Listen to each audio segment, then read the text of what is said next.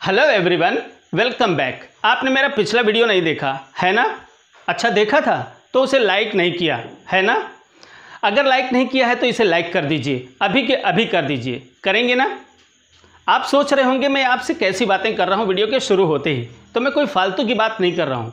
मैं आज आपको ऐसे ही सेंटेंसेस बतलाने जा रहा हूँ जिसमें ये है ना नामक एक प्रश्नवाचक पुछल्ला लगा होता है। ये कैसे सेंटेंसेस होते हैं, जरा बोर्ड में लिखे हुए सेंटेंसेस को ध्यान से देखिए तो आपको पता चलेगा कि आप ऐसे सेंटेंसेस अपनी डे टू डे कन्वर्सेशन में बहुत ज़्यादा यूज़ करते हैं। जरा देखिए तो पहला सेंटेंस लिखा हुआ है, तुम कल स्कूल गए थे ना, ऐसा सेंटेंस लिखा है। दूसरा सेंटेंस, कविता अंग्रेजी बोल सकती है ना, ऐसा सेंटेंस आप बोलते हैं। कभी आप ऐसा सेंटेंस भी बोलते हैं, तुम उसकी सहायता करोगे है ना। और अगर कभी कभी आप ऐसा भी सेंटेंस बोल सकते हैं, तुम झूठ बोल रहे हो ना, ऐसा भी सेंटेंस बोलते हैं। तो आखिर ये जो सेंटेंसेस होते हैं ये हमारे day to day spoken English हो या स्पोकन हिंदी हो, ये दोनों ही लैंग्वेजेस में ये सेंटेंसेस बहुत ज़्यादा बोले जाते हैं। हिंदी में तो भले ही कम बोले जाते हों, बट इंग्लिश में ये सेंटेंसेस तो बात बात में बोले जाते हैं। इसलिए अगर आप अंग्रेजी बोलना सीख रहे हैं तो फिर ये सेंटेंसेस आपके लिए बहुत इंपॉर्टेंट होने वाले हैं। और ना केवल स्पोकन इंग्लिश के लिए बल्कि ये कॉम्पिटिटिव एग्जाम्स के लिए भी बहुत ज़्यादा इंपॉर्टेंट होने वाले हैं। अच्छा, अब मैं बात करता हूँ जरा इन सेंटेंसेस की बनावट पर। तो ज़रा देखिए, हिंदी सेंटेंसेस में तो हम इस तरह का एक सेंटेंस बोलते हैं और उसके बाद में एक प्रश्नवाचक पुछल्ला लगा देते हैं, जिसे हम इंग्लिश में क्वेश्चन टैग बोलते हैं। क्या बोलते हैं? Question tag. जी हाँ, तो ये जो सेंटेंसेस होते हैं ये इंटरोगेटिव सेंटेंसेस के उन 6 प्रकार के वाक्यों में से एक प्रकार है।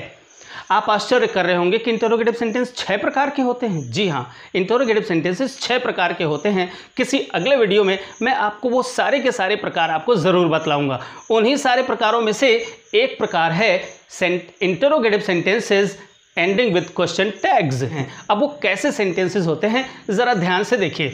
होता यह है कि प्रश्न पूछने वाला इनफैक्ट प्रश्न का आंसर वो पहले ही दे देता है और वो जिससे प्रश्न पूछ रहा है उससे केवल और केवल एक कंफर्मेशन चाहता है, और उस कंफर्मेशन के लिए वह ऐसा एक क्वेश्चन टैग यूज़ करता है। कैसा है? थे ना, अगर पास्ट टेंस में है तो थे ना, और अगर प्रेजेंट टेंस में है तो है ना। कुछ इसी प्रकार के हिंदी सेंटेंसेस में तो बस यही कुछ एक प्रकार होते हैं क्वेश्चन टैग्स के। बट इंग्लिश में ऐसा नहीं होता है। इंग्लिश में तो हर सेंटेंस के लिए एक अलग ही क्वेश्चन टैग होता है, इसलिए ये थोड़े से डिफ़िकल्ट हो जाते हैं और इन्हीं से क्वेश्चंस बना करके कॉम्पिटिटिव एग्जाम्स में पूछे जाते हैं। ज़रा देखिए यहाँ पर किस प्रकार से हम हिंदी में तो हमने कभी थे ना लगा दिया, कभी है ना लगा दिया, है ना लगा दिया, हो ना ऐसा कुछ लगा दिया। बट इंग्लिश में जब हम इसी सेंटेंस को ट्रांसलेट करते हैं या बोलते हैं तो हमें हर सेंटेंस के लिए एक अलग ही क्वेश्चन टैग चाहिए होता है। जैसे मैं आपको यहाँ पर करके बतलाता हूँ, you went to school yesterday, है ना। अगर आपको है ना बोलना है, कंफर्मेशन चाहना है, तो आपको यहाँ पर ऐसे कुछ बोलना पड़ेगा, डिडंट यू।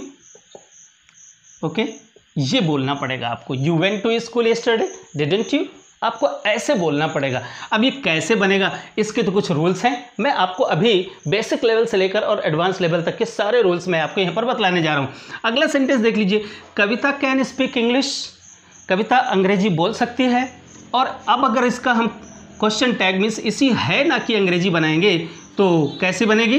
Can't see. अगला सेंटेंस देखते हैं, तुम उनकी सहायता करोगे, है ना।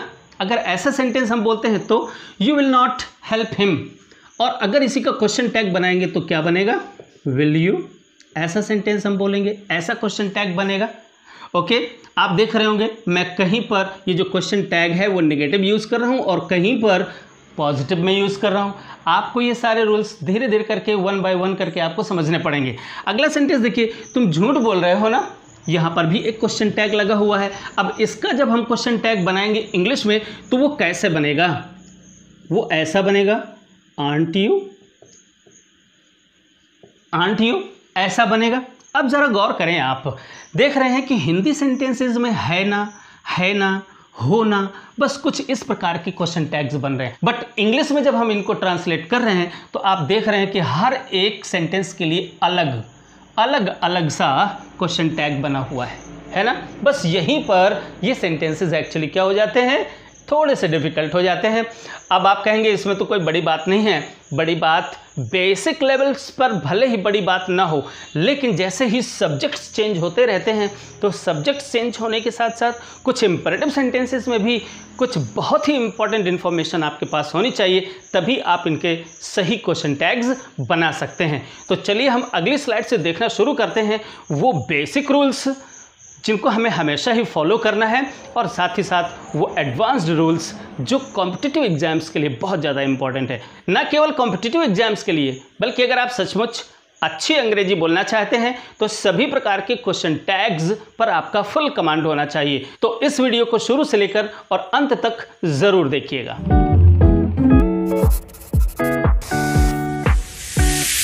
आइए देखते हैं रूल नंबर 1। और रूल नंबर 1 बड़ा ही इंपॉर्टेंट है, क्योंकि जब भी हम किसी भी अफर्मेटिव सेंटेंस का क्वेश्चन टैग बनाएंगे तो हमें एक नेगेटिव क्वेश्चन टैग चाहिए, और नेगेटिव क्वेश्चन टैग के लिए ज़रूरी होता है कि हेल्पिंग वर्ब प्लस नॉट का शॉर्टेंड फॉर्म हमें आना चाहिए।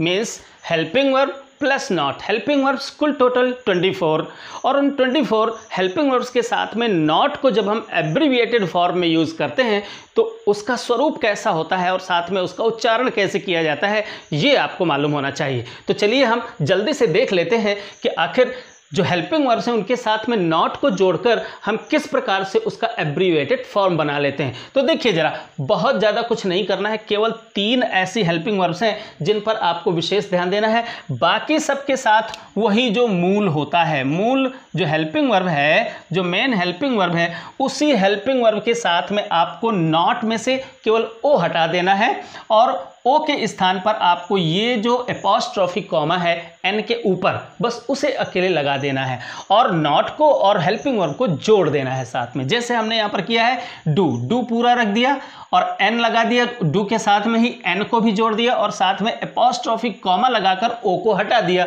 और टी लिख दिया, तो डोंट बन गया। ऐसा ही ऑलमोस्ट सभी के सभी टोटल 21 के साथ में यही फॉर्मूला है। केवल 3 ऐसी हेल्पिंग वर्ब्स हैं जिनके साथ ये फॉर्मूला नहीं है, तो उन्हें आप रट लीजिए अच्छी तरीके से। जैसे एम और नॉट, जब कभी हम एम नॉट का शॉर्टेंड फॉर्म यूज़ करते हैं तो एमेंट नहीं होता, वो वास्तव में होता है आर्नट। ओके, इसी प्रकार से विल और नॉट को जब हम जोड़ करके और जब हम बोलते हैं तो क्या होता है, विलंट नहीं बोला जाता है, उसके लिए हम वोंट का प्रयोग करते हैं। मीन्स WO और N और एपॉस्ट्रोफी कॉमा और T, ये आपको रट लेना है अच्छे तरीके से। इसी प्रकार से शैल के साथ जब हम नॉट को एब्रीविएटेड फॉर्म में यूज़ करते हैं तो उसका शांट होता है। तो ये जो 3 हेल्पिंग वर्ब्स हैं इनके साथ जो नॉट का प्रयोग किया जाता है, ये थोड़ा सा डिफरेंट है। इसको आप अच्छे तरीके से दिमाग में सेट कर लीजिए और रट लीजिए, एक बार प्रयोग करके देख लीजिए। बाकी सभी जितनी भी हेल्पिंग वर्ब्स हैं, ये 24 हेल्पिंग वर्ब्स में से ये 21 है, इन 3 को अगर हटा दिया जाए तो सभी का मूल स्वरूप रखा हुआ है। देखिए ज़रा, सभी का मूल स्वरूप रखा है, और बस नॉट से ओ को हटाने के बाद उसके स्थान पर एपॉस्ट्रोफी कॉमा लगा दिया और टी, और साथ में दोनों को जोड़ दिया, तो ये बन जाता है आपका शॉर्टेंड फॉर्म। अच्छे से देख लीजिए और साथ ही साथ इसका एक स्क्रीनशॉट भी ले लीजिए। अच्छा, अब देखते हैं कि इनका प्रयोग हम कैसे किसी सेंटेंस में करते हैं, लेकिन उससे पहले कुछ जो बेसिक रूल्स हैं जिन्हें हमेशा ही आपको अपने दिमाग में रखना है, तो उन्हीं बेसिक रूल्स में से कुछ और रूल्स हैं, उनको भी अच्छी तरीके से देख लीजिए, समझ लीजिए, और फिर शुरू करते हैं एक एक करके एग्जाम्पल्स। तो चलिए शुरू करते हैं। तो अब देखिए, ये दूसरा रूल भी वास्तव में पहले रूल के साथ साथ ही हमेशा चलता है, यानी वो जो हेल्पिंग वर्ब्स और नॉट का जो शॉर्टेंड फॉर्म है वो, और साथ ही साथ ये दूसरा नियम हमेशा साथ साथ चलेंगे। अब इस दूसरे नियम में क्या है, इसको आप अच्छे तरीके से समझिए। तो देखिए, यहाँ पर प्रश्न पूछने वाला व्यक्ति जब अपने ही प्रश्न का आंसर पहले दे देता है, उसे पहले से गेस होता है कि आखिर सामने वाला आंसर क्या देगा, तो पहले जो अनुमान है उसी अनुमान के अनुसार वो सेंटेंस बोलता है, और बोलने के बाद वो एक क्वेश्चन टैग लगा देता है जिसे हम हिंदी में प्रश्नवाचक पुछल्ला बोलते हैं। ठीक है, तो बस उस प्रश्नवाचक यानी उस क्वेश्चन टैग को बोलने के बाद वो सामने वाले से, यानी जिससे वो प्रश्न कर रहा है, उससे केवल कन्फर्मेशन चाहता है हाँ या ना में। तो जब वो कभी ऐसे सेंटेंसेस बोलता है तो वो दो प्रकार के सेंटेंसेस बोलता है। एक तो वह अफर्मेटिव सेंटेंस बोलता है और दूसरा वो नेगेटिव सेंटेंस बोलता है। अब आपको बहुत अच्छे से समझना है, जब कभी भी वो एक अफर्मेटिव सेंटेंस बोलेगा तो कैसा होगा, सब्जेक्ट रखा होगा, helping verb, main verb, object, other, ये सेंटेंस का अपना एक स्ट्रक्चर होता है। उसी स्ट्रक्चर के अकॉर्डिंग एक अफर्मेटिव सेंटेंस बोलेगा, और जब वो अफर्मेटिव सेंटेंस बोलेगा और उसके बाद जब वो क्वेश्चन टैग लगाएगा तो क्या करेगा, हेल्पिंग वर्ब के साथ में वो जो नॉट है, नॉट को शॉर्टन फॉर्म में यूज़ करेगा। Means helping verb plus not दोनों का एब्रीविएटेड फॉर्म ही यूज़ होता है, अलग अलग यूज़ नहीं होता है। ये आप अच्छे तरीके से ध्यान में रख लीजिए। लेकिन ये नेगेटिव, ये जो क्वेश्चन टैग होगा ये नेगेटिव होगा। कब होगा, अच्छे से ध्यान में रखिए। अगर बोलने वाले ने, जो प्रश्न कर रहा है, बोलने वाले ने जो ये सेंटेंस बोला है अगर वो अफर्मेटिव है तो क्वेश्चन टैग नेगेटिव होगा। ओके, अच्छा, अब अगर बोलने वाला जो सेंटेंस बोल रहा है अगर वो नेगेटिव है, उसने नॉट का प्रयोग किया है, सेंटेंस नेगेटिव है, तो फिर क्या करेगा वो करेगा ये कि वो जो नॉट है, नॉट का प्रयोग नहीं करेगा। वो सिंपल ये जो हेल्पिंग वर्ब है, हेल्पिंग वर्ब बोलेगा और सब्जेक्ट बोलेगा। ओके, यानी आपका क्वेश्चन टैग जो होगा वो अफर्मेटिव होगा। तो बस इतनी छोटी सी बात आपको याद रखनी है रूल नंबर 2 के अकॉर्डिंग, क्या कि अगर बोला जाने वाला जो सेंटेंस है अगर वो अफर्मेटिव है तो क्वेश्चन टैग नेगेटिव होगा, और अगर बोला जाने वाला सेंटेंस नेगेटिव है तो आपका क्वेश्चन टैग अफर्मेटिव होगा। बस इतनी सी बात आपको ध्यान में रखना है। अब उसी के लिए मैंने यहाँ नीचे कुछ एग्जाम्पल्स लिखे हुए हैं, उन एग्जाम्पल्स को अच्छे से देखिए और फिर सोचिए ज़रा उसका क्वेश्चन टैग क्या होगा। देखिए एग्जाम्पल मैंने लिखा है, your brother will go to Agra. अब मैं ऐसा तब बोलूँगा जब मुझे पहले से थोड़ा सा अंदाज़ा है कि तुम्हारा भाई आगरा जा रहा है, बस मुझे आपसे कन्फर्मेशन चाहिए हाँ या ना में। तो देख रहे हैं कि ये एक अफर्मेटिव सेंटेंस है, तो आप कंफर्म कर लीजिए कि यहाँ पर जो क्वेश्चन टैग बनाएंगे वो नेगेटिव होगा। तो बस अब क्या करना है, अब उस सेंटेंस की हेल्पिंग वर्ब को उठा करके आपको यहाँ क्वेश्चन टैग के स्थान पर रखनी है। लेकिन ध्यान रखिए इसका शॉर्टेंड फॉर्म लेना है। तो आपने देखा विल और नॉट, जब ये दोनों ही मिलकर के शॉर्टेंड फॉर्म जब बनते हैं तो क्या बन जाता है, वोंट, WO और इसके साथ एन लगाया और टी, वोंट, और इसके बाद हमें सब्जेक्ट रखना है उधर, यानी इसके बाद में, यानी ये जो हेल्पिंग वर्ब प्लस नॉट है इसका शॉर्टेन फॉर्म प्लस सब्जेक्ट। अब इसी के साथ साथ एक और रूल अच्छे से अपने दिमाग में रख लीजिए कि सब्जेक्ट के स्थान पर यहाँ पर हमेशा ही प्रोनाउन यूज़ किया जाएगा। ओके, अगर यहाँ पर इस सब्जेक्ट के स्थान पर ऑलरेडी पहले से ही प्रोनाउन है तो उसी प्रोनाउन का प्रयोग कर लेंगे। बट अगर वहाँ पर नाउन रखा हुआ है, ध्यान दीजिए, नाउन, ब्रदर नाउन है, तो इस ब्रदर के लिए हम वहाँ पर प्रोनाउन ले जाएंगे, ब्रदर नहीं ले जाएंगे, योर ब्रदर नहीं ले जाएंगे, वॉन्ट योर ब्रदर हम ऐसा नहीं बोलेंगे, बल्कि क्या बोलेंगे, इस ब्रदर, चूंकि ये लड़का है इसलिए हम यहाँ पर ही का प्रयोग करेंगे, वॉन्ट ही, और इसके बाद क्वेश्चन मार्क। बस इतनी सिंपल सी बात है। अच्छा, अगला सेंटेंस जरा देखिए, she is not cooking food, वह खाना नहीं पका रही है ना, ऐसा सेंटेंस बोला गया है। अब अगर ऐसा सेंटेंस बोला गया तो अब आप देख लीजिए कि यहाँ पर ये सेंटेंस क्या है, नेगेटिव है, तो इसका जो क्वेश्चन टैग बनेगा वो कैसा बनेगा, अब वो अफर्मेटिव बनेगा, मीन्स केवल हेल्पिंग वर्ब और उसके साथ साथ सब्जेक्ट, और सब्जेक्ट के रूप में प्रोनाउन। तो देखिए जरा यहाँ पर क्या है, इज़ है हेल्पिंग वर्ब, तो हमने यहाँ पर इज़ रखा। अब चूंकि सेंटेंस नेगेटिव है इसलिए हम इजंट नहीं करेंगे, अब केवल इज़ ही रहेगा, यानी हेल्पिंग वर्ब आएगी और इसके बाद प्रोनाउन। तो इस सेंटेंस में आप देखिए कि सी, जो मूल जो सेंटेंस है उसमें भी सब्जेक्ट के रूप में सी का ही प्रयोग किया गया है, तो हम यहाँ पर भी सी का ही प्रयोग करेंगे, इट्स सी। अगर यहाँ कोई लड़की का नाम लिखा होता, रानी, सरला, अगर कुछ ऐसा लिखा होता तो हम रानी या सरला नहीं लिखते, उसके लिए हम क्या, प्रोनाउन ही ले जाते। और अगर फेमिनिन जेंडर है सब्जेक्ट तो फेमिनिन जेंडर का प्रोनाउन, अगर मैस्कुलिन जेंडर है तो मैस्कुलिन जेंडर का प्रोनाउन।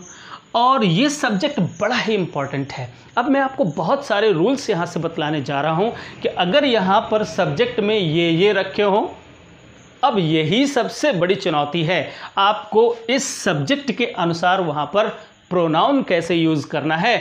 बाकी रूल्स तो हो गए, यही 2 बेसिक रूल्स हैं, यानी शॉर्ट एंड फॉर्म, आपका जो हेल्पिंग वर्ब का शॉर्ट एंड फॉर्म आएगा अगर नेगेटिव क्वेश्चन टैग बन रहा है, और साथ में ये जो सब्जेक्ट रखना है, यही सबसे टेढ़ी खीर है और यही वास्तव में आपके लेवल को बेसिक से और एडवांस तक ले जाएगा। तो चलिए अब एक एक करके हम सारे के सारे पॉसिबल सब्जेक्ट्स देख लेते हैं कि यहाँ पर कौन कौन से सब्जेक्ट्स हो सकते हैं, और अगर यहाँ पर डिफरेंट डिफरेंट टाइप्स के सब्जेक्ट्स हैं, जब हम वहाँ ले जाएंगे तो हमें उसे किस रूप में चेंज करना है। तो यहाँ पर बनेगा क्वेश्चन मार्क। क्लियर? आपको क्वेश्चन मार्क बाद में लगाना है। तो चलिए अब आगे देखते हैं कुछ एडवांस्ड लेवल के सेंटेंसेस जहाँ पर बच्चे लोग बहुत सारी मिस्टेक्स करते हैं। कभी कभी बोले गए सेंटेंस में हेल्पिंग वर्ब नहीं होती है, और वो कब होता है? आप सभी लोग जानते हैं कि जब सेंटेंस अफर्मेटिव होता है, साथ ही वो प्रेजेंट इंडेफिनिट या पास्ट इंडेफिनिट टेंस में होता है, तो उसकी हेल्पिंग वर्ब नहीं लिखी होती है। जैसे यहाँ पर देखिए, he goes to office daily, वह रोज़ ऑफिस जाता है ना। अगर हमें ऐसा कुछ बोलना है तो सेंटेंस जब बोला जाएगा तो वो ऐसा बोला जाएगा, he goes to office daily. अब यहाँ पर गोज़ वर्ब लगी हुई है, लेकिन इसके साथ हेल्पिंग वर्ब का प्रयोग नहीं किया गया है। इसी प्रकार से अगर कोई सेंटेंस पास्ट इंडेफिनिट टेंस से बोला जाएगा तो भी क्या होगा कि वर्ब की सीधी सेकंड फॉर्म आती है, हेल्पिंग वर्ब डिड नहीं आती है। और जब ऐसी स्थिति होती है तो आपको जब इसका क्वेश्चन टैग बनाना हो तो क्या करना है? देखिए, यदि सेंटेंस में हेल्पिंग वर्ब नहीं है तो टेंस के अनुसार, अगर वो प्रेजेंट इंडेफिनिट टेंस है तो डू या डज का प्रयोग करेंगे, और अगर पास्ट इंडेफिनिट टेंस है तो फिर हम डिड का प्रयोग क्वेश्चन टैग में करेंगे। मीन्स हमें तो हर हाल में हेल्पिंग वर्ब का ही प्रयोग करना है। तो चलिए जरा देख लेते हैं। He goes to office daily, वह रोज ऑफिस जाता है ना। बस हमें एक क्वेश्चन टैग बनाना है। तो ये क्या है? प्रेजेंट इंडेफिनिट टेंस है। प्रेजेंट इंडेफिनिट टेंस की हेल्पिंग वर्ब आप जानते हैं क्या है? डू या डज। तो सिंगुलर नंबर जो भी थर्ड पर्सन, अगर यहाँ पर थर्ड पर्सन का कोई प्रोनाउन रखा है या नाउन रखा है, अगर वो सिंगुलर है तो डज का प्रयोग करना है, और अगर प्लूरल है तो डू का प्रयोग करना है। तो ही थर्ड पर्सन सिंगुलर नंबर, यहाँ पर हम डज का प्रयोग करेंगे। ओके, अब इसके बाद ये सेंटेंस देख लेते हैं। अफर्मेटिव है तो क्वेश्चन टैग नेगेटिव होगा, तो बस इसी के साथ में हमने एन लगाया और टी, डजंट, ये हो गया। और इसके बाद सब्जेक्ट रख दिया। अब सब्जेक्ट चूंकि प्रोनाउन ही है तो इसी प्रोनाउन को वहाँ पर बाद में ले जाएंगे। लेकिन अगर यहाँ पर कोई नाउन होता तो उसी नाउन के अकॉर्डिंग, उसी के जो नंबर होता, एक वचन में है तो एक वचन ही ले जाते, और अगर बहुवचन में है तो दे ले जाते, अगर फेमिनिन जेंडर में है तो सी ले जाते। क्लियर? अच्छा, तो यहाँ पर हमने ही रख दिया और क्वेश्चन टैग बन गया। Very simple. अब यहाँ पर देखते हैं, दे प्लेड वेल, उन्होंने बहुत अच्छा खेला, है ना। अब अगर ऐसा सेंटेंस बोला है तो ये है क्या? Past indefinite tense. तो इसके लिए हम हेल्पिंग वर्ब लाएंगे डिड, और सेंटेंस अफर्मेटिव है तो इसी को हमने नॉट लगा करके और नेगेटिव क्वेश्चन टैग बना लिया। ओके, अब देखते हैं कि यहाँ पर ये क्या है? दे मीन्स ये प्रोनाउन है, इसी प्रोनाउन को उठाकर उधर रख देते हैं। लेकिन अगर यहाँ पर होता बॉयज़ या द प्लेयर्स प्लेड वेल, खिलाड़ियों ने बहुत अच्छा खेला, तो क्या है? खिलाड़ी हो जाते। तो खिलाड़ी हो जाते तो बहुवचन में होता तो भी हम दे ही ले जाते उसके लिए। चलिए, सो डिडंट दे और क्वेश्चन मार्क लगा दीजिए। Very simple. अब देखते हैं चौथा रूल। अब मैं आपको जो बतलाने जा रहा हूँ, यहाँ से स्पीकिंग करने वाले मीन्स अंग्रेजी बोलने वाले लोग भी गलतियाँ करते हैं, और कॉम्पिटिटिव एग्जाम्स में जब ये प्रश्न पूछे जाते हैं तो बच्चे लोग भी गलतियाँ करते हैं। तो यहाँ से ये वीडियो अब आपके लिए बहुत ज़्यादा इंपॉर्टेंट होता चला जाएगा, और मैं आपको बहुत ही एडवांस्ड लेवल के कुछ सेंटेंसेस एग्जाम्पल के रूप में बताऊँगा।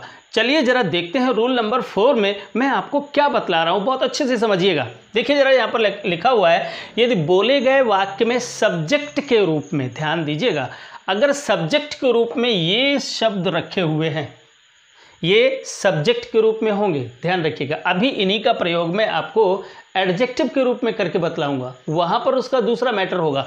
अच्छी तरह से देखना है कि ये सारे के सारे जो वर्ड्स हैं ये किसी क्रिया का सब्जेक्ट बने हुए हैं कि नहीं। तो ये सब्जेक्ट के रूप में जब कभी प्रयोग किए जाते हैं तो फिर जब क्वेश्चन टैग बनाते समय हम इन्हें उस तरफ ले जाएंगे, यानी हेल्पिंग वर्ब प्लस नॉट के बाद जब हम सब्जेक्ट के रूप में इन्हें रखेंगे तो कैसे रखेंगे, बहुत अच्छे तरीके से देख लीजिए। स्क्रीनशॉट भी ले लीजिए और अपनी कॉपी में नोट कर लीजिए, कुछ सेंटेंसेस बनाइए और कमेंट बॉक्स में उन्हें ड्रॉप भी करिए। ज़रा देखिए यहाँ पर, अगर कोई सेंटेंस देयर से शुरू होता है सो नो प्रॉब्लम। देयर से अगर शुरू होता है तो उसका क्वेश्चन टैग जब हम बनाएंगे और क्वेश्चन टैग में जब हम सब्जेक्ट का प्रयोग करेंगे तो देयर ही होगा। ओके, अगला देखते हैं, वन से अगर कोई सेंटेंस शुरू होता है तो उसका क्वेश्चन टैग जब बनेगा तो वो भी वन ही होगा। बट आगे की कहानी थोड़ी सी डिफरेंट है। अगर किसी सेंटेंस में दिस नामक शब्द का प्रयोग प्रोनाउन के रूप में किया गया है, ध्यान दीजिए, यानी सब्जेक्ट के रूप में किया गया है, तो फिर क्या होगा, होगा ये कि जब उधर ले जाएंगे हम और उसका क्वेश्चन टैग जब बनाएंगे तो वह दिस इट में बदल जाएगा, ध्यान रखिएगा। इसी प्रकार से दैट भी इट में बदल जाएगा, लेकिन इनके अगर बहुवचन आ जाए जैसे दीज, तो दीज अगर आ जाए तो दे, उसे दे में बदल देंगे, और अगर दोज आ जाए तो दे में बदल देंगे। तो आपको ये 4 चीज़ें ध्यान में रखनी, 4 नहीं एक्चुअली ये एक हो गया, ये सिंगुलर नंबर के लिए यूज़ किया जाएगा और ये प्लूरल नंबर के लिए। चलिए जरा कुछ एग्जांपल्स हैं, इन्हें देखिए जल्दी से। पहला सेंटेंस है देयर वाज ए फॉक्स। अब इसका हमें एक क्वेश्चन टैग बनाना है, तो क्वेश्चन टैग बनाने के लिए हमें चाहिए हेल्पिंग वर्ब। तो चलिए यहाँ पर हम हेल्पिंग वर्ब ले आए। अब देख लीजिए सेंटेंस अगर अफर्मेटिव है तो नॉट लगाइए, और अगर नेगेटिव है तो नॉट ना लगाइए। तो देखिए ये सेंटेंस अफर्मेटिव है, तो इसका क्वेश्चन टैग बनाने के लिए हमें जो ये शॉर्ट एंड फॉर्म चाहिए वॉजंट। क्लियर। अब अगर देयर है सो नो प्रॉब्लम, हम देयर लगा देंगे। क्लियर। और क्वेश्चन मार्क लगा देंगे। इसी प्रकार से अगर वन है तो भी कोई प्रॉब्लम नहीं है, सिंपली आप यहाँ पर क्या करेंगे, कैन और उसका शॉर्ट एंड फॉर्म ले आए, यानी कैन नॉट का शॉर्ट एंड फॉर्म ले आए, क्योंकि ये अफर्मेटिव सेंटेंस है तो आपका क्वेश्चन टैग नेगेटिव बनेगा। और वन है सब्जेक्ट के रूप में, तो वहाँ पर भी हम वन ही रख देंगे, कांट वन, ये बन गया। बट अब आगे वाले जो सेंटेंसेस हैं उनको बड़े ध्यान से करना है, क्योंकि इनके जो सब्जेक्ट्स हैं वो क्या है, this that these those. Clear. और अगर ऐसा है तो कोई दिक्कत नहीं है। इज़, देखिए अफर्मेटिव सेंटेंस है तो उधर ले जाएंगे तो ये इजंट हो जाएगा, यानी इज़ नॉट का शॉर्ट एंड फॉर्म आएगा। और इसके बाद दिस को जब हम उधर ले जाएंगे तो अच्छी तरीके से देख लीजिए, दिस को जब हम उधर क्वेश्चन टैग में जब हम इसे सब्जेक्ट के रूप में यूज़ करेंगे तो दिस नहीं यूज़ करेंगे बल्कि इट का प्रयोग करेंगे, इजंट इट, ये बनेगा क्वेश्चन टैग। इसी प्रकार से दैट को जब हम उधर ले जाएंगे तो वॉजंट इट, ये बनेगा। ये सेंटेंस भी अफर्मेटिव है इसलिए इसका क्वेश्चन टैग भी नेगेटिव बना। और जब दैट को उधर ले जाएंगे तो दैट नहीं होगा बल्कि क्या बनेगा, इट। ये आपको ध्यान में रखना है, यहाँ पर कॉम्पिटिटिव एग्जाम्स में बच्चों से गलतियाँ होती हैं। इसी प्रकार से अगर ये दीज या दोज किसी सेंटेंस का सब्जेक्ट बना हुआ है तो जब हम उस तरफ ले जाएंगे तो दीज और दोज को हम दे में चेंज कर देते हैं। सो दीज आर एनिमल्स, ये जानवर हैं, है ना। और अगर इसका हम बनाएंगे क्वेश्चन टैग तो आर्ट, ये बोलेंगे, और इसके बाद दीज को जब उधर ले जाएंगे तो ये बन जाएगा दे। आशा करता हूँ कि ये आप हमेशा ध्यान में रखेंगे और कभी गलती नहीं करेंगे। चलिए आगे देखते हैं। अगर यही शब्द एडजेक्टिव के रूप में रखे हो तो क्या करेंगे। अब देखते हैं कि इन्हीं शब्दों का प्रयोग अगर हम एडजेक्टिव के रूप में करेंगे तो फिर क्या होगा। देखिए जरा यहाँ पर क्या है, this that these those and one. अगर इन्हीं शब्दों का आपने पहले वहाँ पर सब्जेक्ट के रूप में इनका प्रयोग किया है, अब आप यहाँ पर इसका एडजेक्टिव के रूप में यूज़ करेंगे। अब एडजेक्टिव के रूप में जब कभी भी इनका प्रयोग किया जाता है तो क्या होगा, उन शब्दों के बाद एक नाउन रखा होगा, यानी इन्हीं दिस दैट दीज दोज और वन के बाद में क्या रखा होगा, एक नाउन रखा होगा। ओके। अब अगर नाउन रखा है तो अब ये वास्तव में सब्जेक्ट नहीं है, सब्जेक्ट कौन है, वास्तव में ये नाउन्स हैं सब्जेक्ट, ये तो एडजेक्टिव है और इस नाउन को क्वालिफाई कर रहे हैं। क्लियर। अच्छा, अब अगर ऐसा होता है तो जब हम क्वेश्चन टैग यहाँ पर बनाएंगे तो इसके अनुसार नहीं बनाएंगे बल्कि किसके अनुसार बनाएंगे, इसके अनुसार। मीन्स दिए हुए सेंटेंस या बोले गए सेंटेंस में जो नाउन रखा होगा उस नाउन के नंबर, पर्सन और जेंडर के अकॉर्डिंग हम यहाँ पर क्वेश्चन टैग में प्रयुक्त होने वाला जो सब्जेक्ट है वो सब्जेक्ट आएगा, इसके अनुसार आएगा। चलिए जरा करके देख लेते हैं। जैसे कि यहाँ पर लिखा है the one man can do it all, एक आदमी सब काम को कर सकता है ना। अगर ऐसा किया गया है तो चलिए जरा देख लेते हैं। यहाँ पर ये हेल्पिंग वर्ब है, हम यहाँ पर कॉमा, फुल स्टॉप हटाएं, कॉमा लगाएंगे। ओके। और कैन लगाया। अब देखिए सेंटेंस अफर्मेटिव है तो नॉट भी लगेगा, तो शॉर्ट एंड फॉर्म लगा दिया यानी कांट लिख दिया।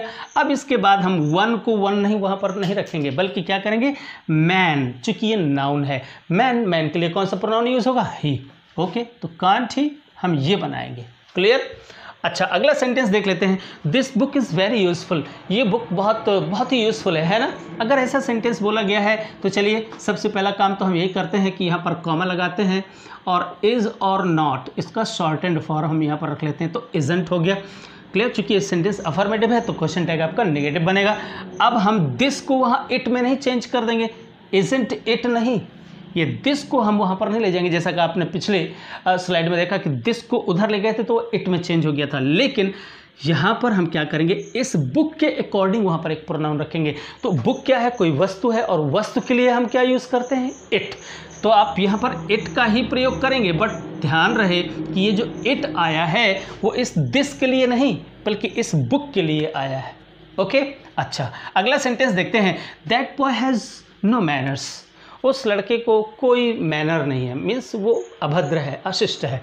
तो चलिए, अच्छा इस सेंटेंस का जब हम क्वेश्चन टैग बनाएंगे तो क्या करेंगे, इस हैज़ को उधर ले जाएंगे और देख लेते हैं कि क्या ये सेंटेंस, यहाँ पर कॉमा भी लगाएंगे पहले, ये देख लेते हैं कि क्या ये सेंटेंस अफर्मेटिव है या नेगेटिव। नेगेटिव है, देखिए जरा नो लगा हुआ है। तो अब ये जो क्वेश्चन टैग है अब ये पॉजिटिव बनेगा, मीन्स अफर्मेटिव बनेगा, अर्थात इस हैज़ के साथ में अब एन और अपोस्ट्रोफी टी इसका प्रयोग नहीं करेंगे, ये सिंपल हेल्पिंग वर्ब आएगा। और इसके बाद हम इस दैट के अनुसार हम वहाँ पर इसका जो सब्जेक्ट बनाएंगे दैट के अनुसार नहीं बनाएंगे, यानी इट नहीं बना देंगे। एक्चुअली इसका सब्जेक्ट क्या है, बॉय, और बॉय के अकॉर्डिंग हम वहाँ पर ले जाएंगे हैज़, और बॉय के लिए क्या लगाएंगे, ही, तो हैज़ ही। इन छोटी छोटी बातों को आपको बहुत अच्छे तरीके से ध्यान में रखना है, अदरवाइज़ स्पीकिंग करते समय आप गलती करेंगे, या तो फिर कॉम्पिटिटिव एग्जाम्स में तो ऐसे ही सेंटेंसेस पूछे जाते हैं और वहाँ पर बच्चे लोग बहुत आसानी से गलती कर देते हैं। तो आपको 1 बाय 1 एक एक रूल को बहुत ही अच्छे तरीके से समझना है और करते हुए चलना है। चलिए एक और रूल देखते हैं। अब देखिए एक बहुत बड़ा रूल, और इस रूल को भी आपको बहुत अच्छे तरीके से ध्यान में रख लेना चाहिए, इन शब्दों को रट लेना चाहिए, क्योंकि अगर ये शब्द किसी सेंटेंस के सब्जेक्ट बने होते हैं तो जब हम क्वेश्चन टैग बनाएंगे और क्वेश्चन टैग में जब हम सब्जेक्ट का प्रयोग करेंगे तो वहाँ पर केवल एक शब्द आएगा और वो क्या है, दे। ध्यान दीजिए यहाँ पर वो कौन कौन से वर्ड्स हैं, इनको आप स्क्रीनशॉट ले लीजिए और साथ ही साथ अपनी नोटबुक में नोट भी कर लीजिए कि अगर किसी भी सेंटेंस का सब्जेक्ट क्या है, नो वन है, नन है, समवन है, एनीवन है, एवरीबडी है, समबडी है, नोबडी है, ऐसे कुछ अगर सब्जेक्ट्स दिए हुए हैं तो क्वेश्चन टैग में हमेशा ही जो सब्जेक्ट बनाएंगे वो दे होगा, ये आपको ध्यान में रखना है। चलिए जरा करके देख लेते हैं कुछ एक सेंटेंसेस। जैसे इस सेंटेंस का सब्जेक्ट है नो वन, क्लियर, तो no one can do it, कोई इस काम को नहीं कर सकता, है ना। अब अगर आपको यहाँ पर है ना, इसका ये क्वेश्चन टैग बनाना है तो कैसे बनाएंगे आप, कैन, आप कैन पहले रखेंगे। फिर देखिए सेंटेंस अफर्मेटिव है कि नेगेटिव, नेगेटिव है भाई, तो नेगेटिव है तो कैन केवल हेल्पिंग वर्ब ही रहेगा, इसके साथ में नॉट नहीं आएगा। ओके, अब इसके लिए हमें सब्जेक्ट ले जाना है, तो भाई सोचने की ज़रूरत नहीं है, आपको सिंपली यहाँ पर क्या करना है, दे रखना है, कैन दे। इन शब्दों को याद कर लेना चाहिए, नोटबुक में नोट भी कर लेना चाहिए। अगर ये शब्द सब्जेक्ट के रूप में रखे हुए हैं तो बस, अगर सेंटेंस अफर्मेटिव है तो हेल्पिंग वर्ब और नॉट शॉर्टेन फॉर्म में आ जाएगा, और सब्जेक्ट अगर ये सारे शब्द सब्जेक्ट के रूप में है तो दे आ जाएगा। जैसे समबडी विल बी देयर, कोई वहाँ पर होगा, कोई ना कोई व्यक्ति वहाँ पर होगा, अगर ऐसा सेंटेंस है तो विल हम चलिए यहाँ पर ले आते हैं, विल है अफर्मेटिव सेंटेंस है ना। अब अगर अफर्मेटिव है तो हमें नेगेटिव चाहिए यहाँ पर, ओके, तो वोंट होता है, विल का नेगेटिव जो एब्रीविएटेड फॉर्म है वो वोंट होगा, और समबडी है तो दे कर दीजिए, वोंट दे, बहुत ही सिंपल है। अगर आता है तो बहुत ही सिंपल है, और अगर नहीं आता है, अगर इन चीज़ों को आपने कभी देखा नहीं है, पढ़ा नहीं है, सुना नहीं है, तो फिर आप गलती कर ही देंगे। तो चलिए अच्छा अगले सेंटेंस देख लेते हैं। Anyone can attend the class, कोई भी इस क्लास को अटेंड कर सकता है। चलिए अच्छा, एनीवन सब्जेक्ट के रूप में है, कैन अफर्मेटिव सेंटेंस है तो कांट कर देंगे हम यहाँ पर, कांट, और एनीवन के लिए दे का प्रयोग कर देंगे, क्लियर। तो इस तरीके से आपको हमेशा ही ध्यान में रखना है इन शब्दों को भी, अगर ये शब्द किसी सेंटेंस का सब्जेक्ट बने हुए हैं तो जब क्वेश्चन टैग बनाएंगे तो हेल्पिंग वर्ब के बाद में जब हम सब्जेक्ट के रूप में लाएंगे तो वो और कुछ नहीं, केवल और केवल दे होगा। ओके डियर स्टूडेंट्स, अब इस तरीके से देख रहे हैं, अभी रूल्स तो बहुत सारे हैं, इतने रूल्स हैं कि अभी एक कंप्लीट वीडियो कम से कम आधा घंटे या 35 मिनट का और बनेगा। अब मैं इस वीडियो को और ज़्यादा अधिक लंबा नहीं कर सकता हूँ, चूँकि ऑलरेडी काफ़ी लंबा हो चुका होगा। अब हम इससे आगे के एडवांस्ड एग्जाम्पल्स अगले वीडियो में देखेंगे, और उस वीडियो को देखना मिस मत करिएगा, क्योंकि वहाँ पर आपको कुछ बड़े ही स्पेशल रूल्स दिखाई पड़ेंगे, साथ ही साथ इम्पेरेटिव सेंटेंसेस। जी हाँ, ये तो अभी केवल असर्टिव सेंटेंसेस हैं, कुछ इम्पेरेटिव सेंटेंसेस हैं। इंग्लिश बोलचाल में इम्पेरेटिव सेंटेंसेस के भी क्वेश्चन टैग्स बनते हैं, तो उन सेंटेंसेस को भी देखना मत भूलिएगा।